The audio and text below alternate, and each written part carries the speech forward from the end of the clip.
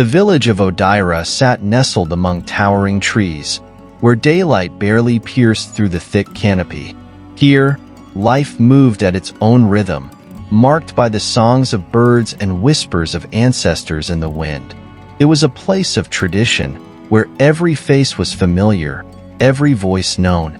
But among the villagers was one figure who seemed to belong neither to the forest nor to the people, their steps silent, gaze distant, and presence wrapped in something almost otherworldly. This was Kofi, a man whose life was shadowed by mystery. His face, hardened by time and tales, bore scars that spoke of struggles few understood. His eyes, sharp and haunting, held secrets he never spoke of, secrets that had marked him deeply. It was said he had come to Odaira from a distant village, but no one knew why. Some claimed he was cursed, others believed he was blessed, but all agreed on one thing. There was something unusual about Kofi. Despite his quiet nature, his presence could unsettle even the bravest villagers. Children avoided his gaze, and elders offered silent prayers when he passed, as if shielding themselves from whatever unknown darkness clung to him. Yet, Kofi's heart seemed troubled, like he carried an invisible burden. At night, some swore they heard him murmuring to the spirits, a low chant that floated through the air like a haunting lullaby. Though few dared to speak to him, whispers grew that Kofi had arrived in Odaira with purpose, one tied to the strange happenings that had begun plaguing the village. But no one truly knew why he was here, nor the reason he had left his past behind so fiercely. Since Kofi's arrival in Odaira, a shadow seemed to have fallen over the village. It started as small incidents: a sudden drought at the village well, withered crops that puzzled even the wisest farmers, and animals that refused to graze near the forest. The people whispered among themselves, convinced that a disturbance in the spirit world had unsettled their land. Odaira's elders, trusted guardians of tradition, held private meetings, casting wary glances at the village's newest resident. And soon enough, the finger-pointing began. Kofi, the silent stranger with the unreadable face and shadowed past, was an easy target for the villagers' unease. Led by Kwame, a young man whose fiery temper and fear masked a deep-rooted distrust of outsiders, a group of villagers gathered at Kofi's hut one evening, torches lighting their faces and flickering, uneasy shadows. The crowd's voice rose in tense accusation. Kofi was bringing misfortune, they said. He had disrupted their harmony. As Kwame stepped forward, his words laced with anger, he demanded answers from Kofi. But Kofi met Kwame's gaze with a calm, silent defiance, his piercing eyes cutting through the young man's fury. There was no apology in his stare, no trace of fear. Just an eerie stillness that made Kwame hesitate, if only for a moment. Tension crackled in the air as Kwame raised his hand, preparing to strike Kofi. But before he could follow through, a powerful gust swept through the crowd, scattering dust and sending chills down their spines. Kofi stood unmoved, eyes steady as he muttered words under his breath, an incantation in a language no one recognized. His words seemed to carry an otherworldly power, quiet yet commanding, resonating with an authority that stilled the crowd. Startled, Kwame lowered his hand, and the villagers, feeling a mixture of fear and awe, took a cautious step back. The wind had come and gone in a heartbeat, but its strange timing left a lingering sense of dread in their minds. Could Kofi wield powers beyond their understanding? Rumors began to swirl, as they often did in Odaira. Villagers speculated that Kofi was no ordinary man. He was something more, something to be feared. Some claimed he could speak to spirits, while others insisted he was cursed. The people who once kept their suspicions to whispered conversations now feared his presence openly, shunning him at every turn. Yet, despite their accusations and fearful glances, Kofi held his silence, refusing to explain himself or defend against their claims. The mystery surrounding him deepened, and in turn, so did the villagers' fascination with, and fear of, the stranger in their midst. But as fear mounted, a discovery further unsettled Odira. One morning, an elder walking near the sacred tree stumbled upon a chilling sight. Strange symbols traced in the dirt, symbols that, to the trained eye, hinted at a dark ritual. A murmur of panic rippled through the village as the elder reported the discovery, his face pale with worry. Whispers quickly turned to suspicion, and the villagers' thoughts returned to Kofi. Had he not been seen near the sacred tree the night before? No one could confirm it, but no one could forget it either. The sight of those symbols planted a seed of dread, convincing many that Kofi was indeed tied to the supernatural forces plaguing their village. The elders, known for their wisdom and caution, felt the weight of these ominous signs and decided they could no longer ignore the growing fears of the people. After a long, tense meeting, they resolved to summon the village's spiritual leader to confront Kofi. It was a grave decision, one that meant the village saw Kofi as more than just a man, but a potential threat to their peace and safety. The air in Odira grew thick with anticipation and unease, as the people waited for the truth of Kofi's past to emerge, one way or another. The day arrived when Kofi, cornered by the village elders, had no choice but to reveal the truth behind the mysteries haunting him. As the village gathered under the shade of the sacred baobab tree, the old roots gnarling out of the ground like ancient fingers, Kofi stood silent, gazing out at the wary crowd. The elders, watching him with narrowed eyes, demanded to know his story. Kofi took a deep breath and, in a low, steady voice, began to peel back the layers of his past, a past darker and more complex than the villagers could have ever imagined. He had been born in a distant village, far from Odira, nestled in the shadow of towering mountains that were said to be the home of the ancient spirits. As a child, Kofi was curious, always exploring the forests, always questioning the unseen world around him. But this curiosity brought him face to face with forces that others dared not speak of. One evening, when he was only 9, he wandered into the forest, drawn by a strange, haunting melody that seemed to call his name. The deeper he went, the louder the sound became, until he stumbled upon a clearing where a mysterious figure stood, draped in shadows, whispering words he couldn't understand. This figure, Kofi explained, was no ordinary man. It was the spirit of an old shaman, cursed to roam the forest for eternity after committing a grave transgression against his people. The spirit had been waiting for a soul strong enough to bear the burden of his knowledge, someone young and brave, yet naive.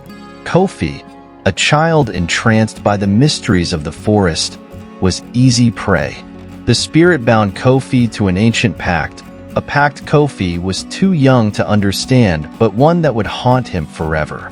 From that day forward, he carried a piece of the shaman's essence within him, an ancient power that gave him the knowledge of hidden things, but also condemned him to a life of isolation and fear. As he grew older, Kofi's connection to the supernatural only deepened. He began to hear voices in the wind, see visions in the flames of the cooking fire, and dream of places he'd never been.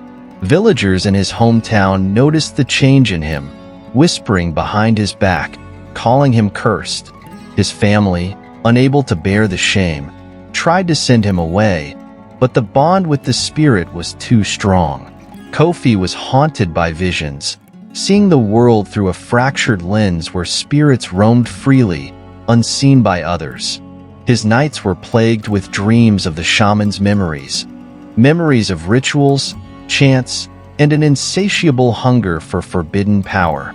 One night, in a desperate attempt to sever his connection with the spirit, Kofi sought out a powerful priestess from a neighboring village. She warned him that breaking the bond would come at a terrible price, for the spirit would not release him willingly.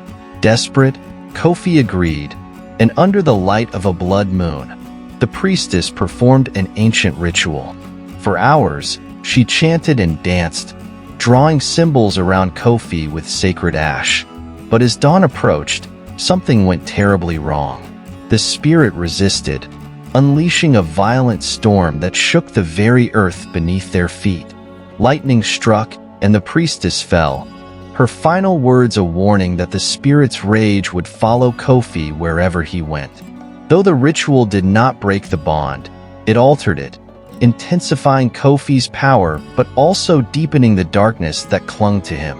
Realizing that he could never escape his fate, Kofi accepted his isolation, choosing to live on the outskirts of society, away from the people who feared him. He wandered from village to village, offering his knowledge to those who sought answers from the spirit world, but always keeping a distance. Wherever he went, rumors followed. They said he could speak to the dead, that he could curse crops with a single look, that he knew secrets hidden deep within the earth. Some people sought his wisdom, desperate for his guidance, while others shunned him, terrified of the power he wielded.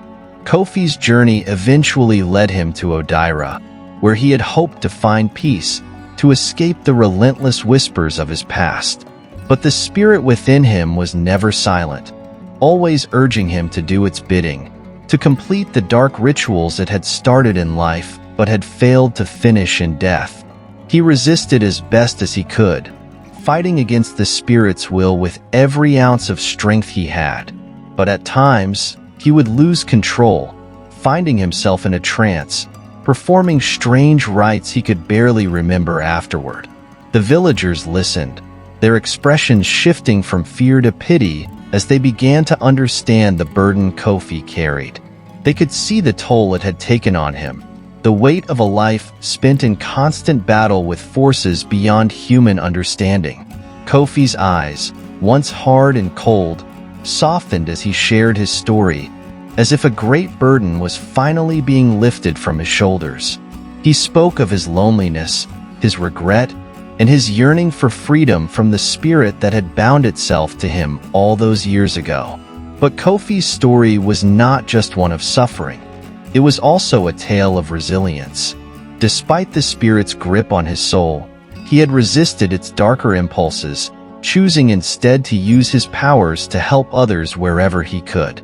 He told of the times he had healed the sick, of how he had protected villages from malevolent forces, and of how he had tried, time and again, to atone for the sins of the spirit that dwelled within him. Kofi's life had been one of sacrifice, a continuous struggle to overcome the darkness that threatened to consume him.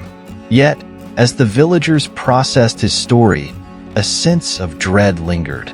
They realized that Kofi's presence among them was not without consequence. The spirit within him was powerful, restless, and unforgiving. It had already started to influence the land around them, drawing misfortune to Odira. Though Kofi had fought tirelessly to control it, the villagers knew that the spirit's influence would only grow stronger, that it would eventually demand a price that Kofi alone could not pay. Kofi's voice grew quiet as he finished his tale, his gaze fixed on the ground. He could not promise the villagers safety. He could only ask for their understanding. He had come to Odira in search of peace, but he knew now that peace was a luxury he would never have. The villagers, torn between compassion and fear, stood in silence, their eyes reflecting a mixture of pity and apprehension. They had glimpsed the darkness that haunted Kofi, but they also recognized the goodness within him, the relentless fight he waged to contain the spirit's wrath. With his story laid bare, Kofi waited, prepared for the judgment of the people of Odira. He knew that his fate now rested in their hands, whether they chose to welcome him despite the dangers he brought, or to cast him out as so many others had done before. As the sun began to set, casting long shadows across the village, the elders exchanged glances, understanding the gravity of the decision that lay before them. The silence that followed was heavy, almost unnatural, as if the world itself was catching its breath. Kofi lay on the ground, his body still and face pale, but there was a calmness in his expression that none had seen before. The villagers stood around him in hushed awe, their faces reflecting a mixture of relief, sadness, and gratitude. For the first time, they understood the sacrifice he had made for their sake. The years of isolation, the internal torment, the battles he fought in silence. Now, in this climactic showdown, he had given everything to free them from the spirit's grip. The shaman knelt beside Kofi, her eyes filled with respect and sorrow. She placed her hand gently on his forehead, whispering ancient blessings of peace and protection.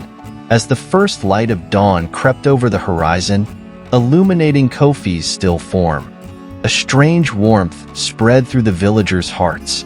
They felt the weight of their past judgments lift as they saw the humanity in him. The boy who had grown up among them, who had loved, laughed, and lived, only to be cast aside when his struggle became too much for them to understand. Suddenly, a faint shimmer of light appeared around Kofi. It grew slowly, pulsing with a gentle, golden glow, as if the spirit itself, once dark and menacing, had now been transformed. The villagers gasped, stepping back as they watched the mysterious light envelop him. The shaman raised her arms, chanting softly in reverence, recognizing this as a sign, a final blessing from the spirit who had once been angry and vengeful but now seemed at peace, released from its torment.